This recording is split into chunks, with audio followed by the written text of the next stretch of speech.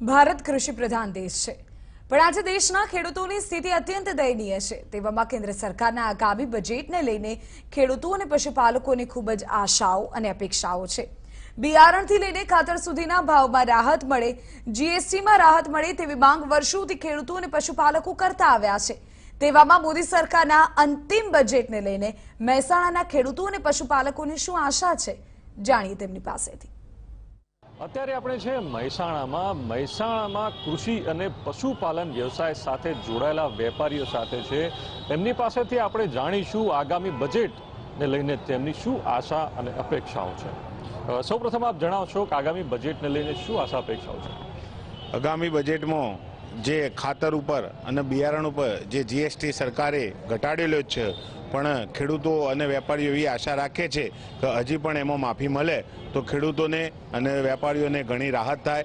તો જીએસટી ખાતર અને બિયારણ ઉપરથી ઘટે, અત્યારે સરકારે ઘટાડ્યો પણ હજી પણ થોડો ઘટે અથવા તો એમાં નીકળી જાય એવી બધાની આશા અને અપેક્ષા છે। એવી અન્ય કઈ બાબતો છે જેમાં કૃષિમાં કે જીએસટી હોવો જોઈએ નહીં અથવા તો ઓછો હોવો જોઈએ? જે ખાતરમાં, તેલીબિયામાં અને બિયારણમાં જે જીએસટી છે એ ખરેખર ના હોવો જોઈએ, અને હોવો જોઈએ તો એમાં ઓછો થાય તો ખેડૂતોને એનો લાભ અને ફાયદો ઘણો વિસ્તારથી મળે।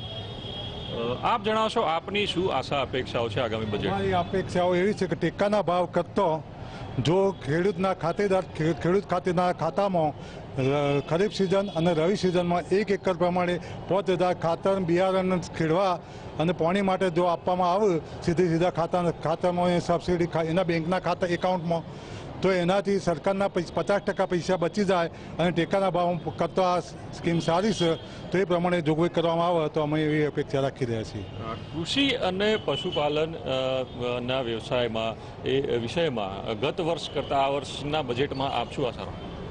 ગત વર્ષ કરતાં કૃષિ અને બજેટમાં જે ભેંસોનો જે આપવામાં આવે છે ભેંસોની લોન માટે, એમાં ખેતી બેંક હોય કે પછી રાષ્ટ્રીયકૃત બેંક હોય કે ડિસ્ટ્રિક્ટ બેંકો હોય, એમાં એમને સબસિડીના દર સીધા બેંકના ખાતેદારમાં આપવામાં આવે 2 કે 4 ભેંસોની, વધુ નહીં, તો એમાં સારો લાભ થાય અને ખેડૂતોને ફાયદો રાખે અને દૂધનું ઉત્પાદન વધે। મહેસાણાની વાત કરીએ, મહેસાણા દૂધ ઉત્પાદન ક્ષેત્રે સમગ્ર વિશ્વમાં પ્રખ્યાત છે। મહેસાણાની દૂધસાગર ડેરી પણ ફેમસ છે। પશુપાલકો શું આશા રાખી રહ્યા છે? પશુપાલકો એવું આશા કે ફેડરેશન દૂધના ભાવમાં જે વધુ નહીં આપતો, મહેસાણા દૂધસાગર ડેરીને બીજી ડેરીઓમાં કરતો અન્યાય થાય છે, એમાં બધાને એક સરખો ભાવ રાખીને એક ભાવ આપે અને ફેડરેશન પોતાનામાંથી થોડુંક ઓછું રાખી અને વધારે પૈસા આપે એવું અમે અપેક્ષાઓ રાખીએ છીએ। પશુપાલકોને વધુ ભાવ મળવા જોઈએ એવી અપેક્ષા છે। આપ જણાવશો આપનું શું આશા છે?